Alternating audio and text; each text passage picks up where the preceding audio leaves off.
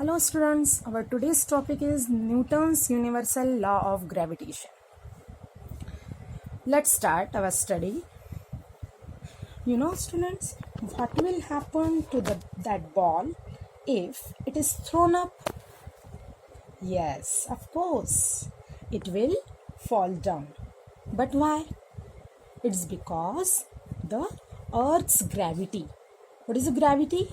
The gravity is a force that is exerted by the Earth. And each and every objects in universe exerted the force towards themselves. That attraction force is called the gravitational force.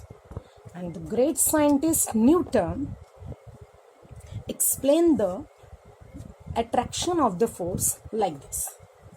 By the Newton, the force of attraction is directly proportional to the mass of the body.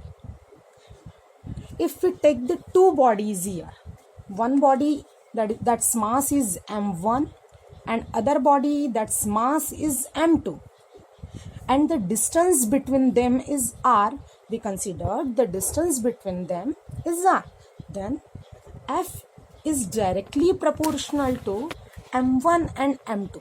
That means F is directly proportional to the product of their masses. Product means multiplication.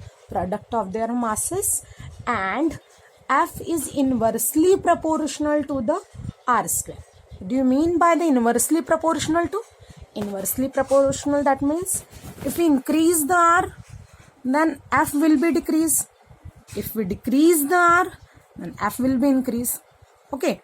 So finally, F is proportional to product of their masses and the inversely proportional to the square of the distance. So here F proportional to m1 into m2 upon r square, and F is equals to g m1 m2 upon r square. Here g is a constant, and g is called as the constant of proportionality.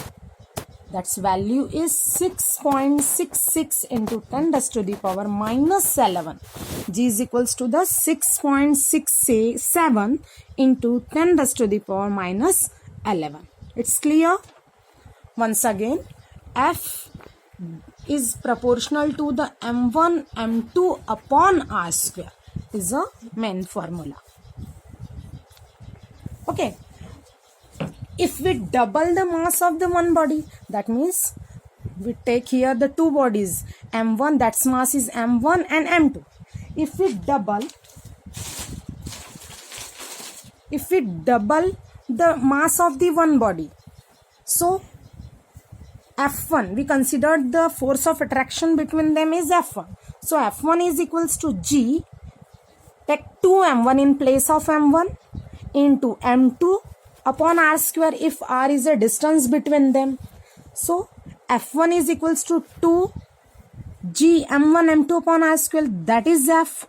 So F1 is equals to 2F. That means if we double the mass of the one body, then the force of attraction between them will be double. Okay. If we double the both masses, that means here we take the m1 and m2. Okay. So F2 is equals to G 2m1 because we take the double of the m1, and 2m2 because we take the 2m2 upon r square. So 2 2s are 4, G m1 m2 upon r square, and this is F. That means F2 is equals to 4F. If we double the mass of the two bodies, then the force of attraction between them will be 4 times of the original force. It's clear?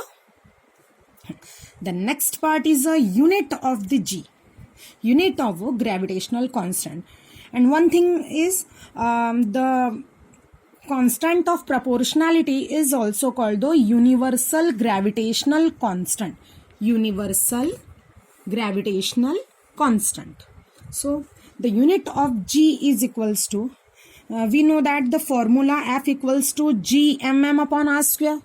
So the value of G is equals to F into R square divided by m1 and m2. We know that what is the unit of the R? R means distance. Distance is measured in meter. So R square, that means meter square. M1 and M2 are mass, and mass is measured in kilogram. That means kilogram into kilogram. So kilogram we take here, kilogram square. And what is the unit of F? That means force. The unit of force is Newton. So like this, the unit of G is equals to Newton meter square per kg square, because here M1 M2 are in denominator. So Newton meter square per kilogram square is the unit of the G. G is a universal gravitational constant. It's clear? Then next is okay student, if we take here two books or two blocks, that's masses is 1 kilogram and 1 kilogram. Okay, 1 kilogram and 1 kilogram, and the distance between them is 1 meter. Then what will the gravitational force between them? Its mass is 1 kilogram. Its mass is 1 kilogram. And distance between them is 1 meter. Then what will the gravitational force between them? So we know F equals to G m1 m2 upon R square. So F equals to G into 1 upon 1 square. That means F is equals to G.